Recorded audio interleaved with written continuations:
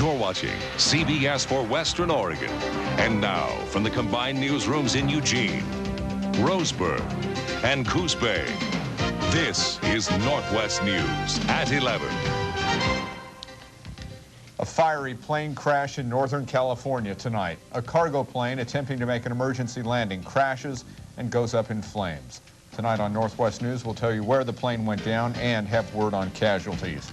Good evening and thanks for joining us for Northwest News. On this Wednesday, I'm Randall Whipple. And I'm Jennifer Winters. Good evening. We'll have more on that plane crash in a few minutes. But first, the search for a missing 63-year-old man along the McKenzie River will continue in the morning. Gary Waddell was reported missing from his home north of Blue River Tuesday night. Lane County Search and Rescue crews say they spent today searching a vast area of land with no success. Waddell was living in the same house near the McKenzie River he lived his entire life. He's lived in this house since the 30s with his family. He's been a local resident and was a logger in his younger years. Neighbors say Waddell is a quiet, friendly guy who is very sincere and helpful, a person who they say stays pretty much to himself. A helicopter will be brought in tomorrow to help in the search of the McKenzie River. Boats will also comb the waters in an effort to find Gary. One day after escaping from authorities, a serial rapist is back behind bars in Hillsborough tonight. Richard Cantu was arrested at a Max train station around 7:30.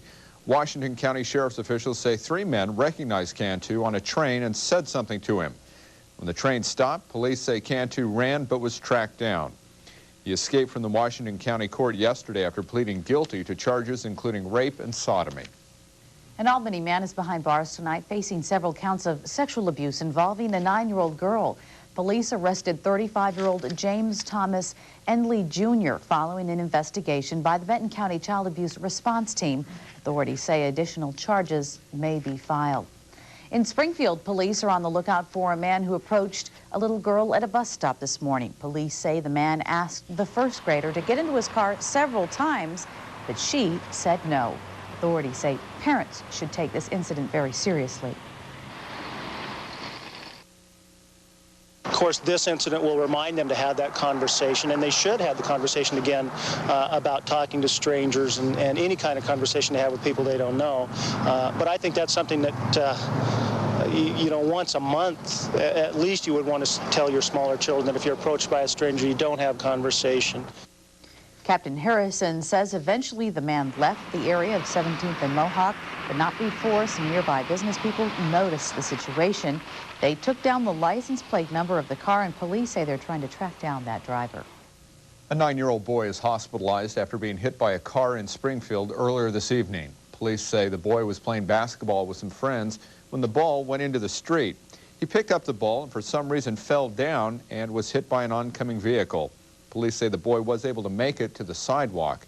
He was taken to Sacred Heart Hospital with what are described as moderate injuries and is in stable condition. A Cresswell woman's fight against Benetton's anti-death penalty campaign appears to be paying off.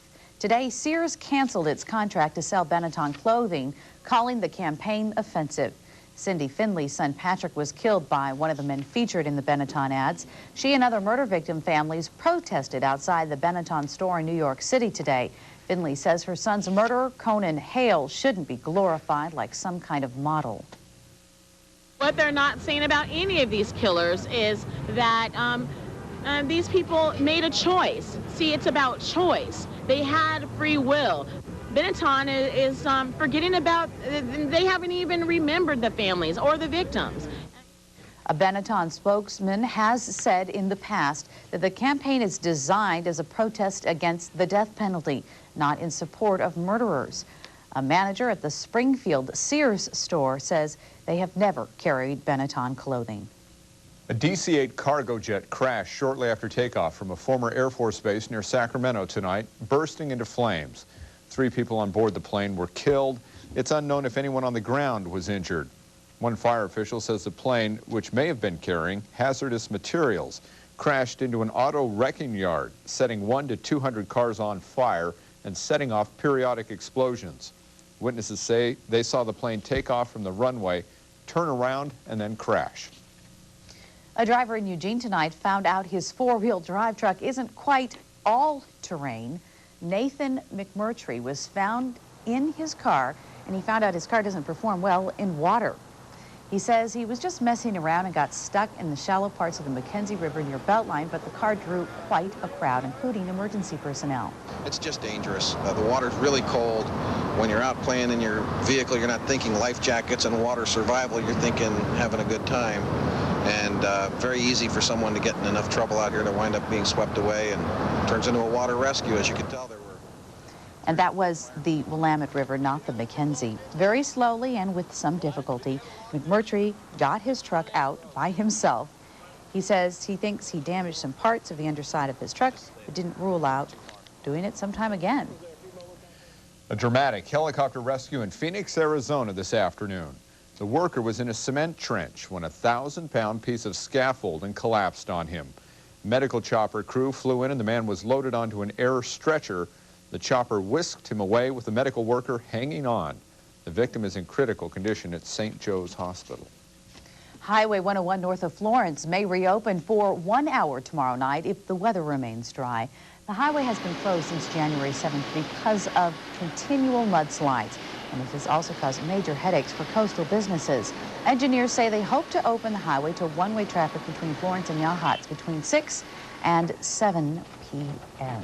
I guess I'll take what they can get at this point. Absolutely. Tim's here to tell us if any more relief is on the way. Yes, looks like at least a few days of it, right on through Saturday, possibly or Sunday too. Monday's the next chance of rain, so even if it comes in Sunday night, that'll give quite a bit of drying time for it. Here's what happened today, though. We had kind of a nice day, although some of us didn't see much sunshine. The fog hung around. High temperature for Eugene got up to 47 degrees.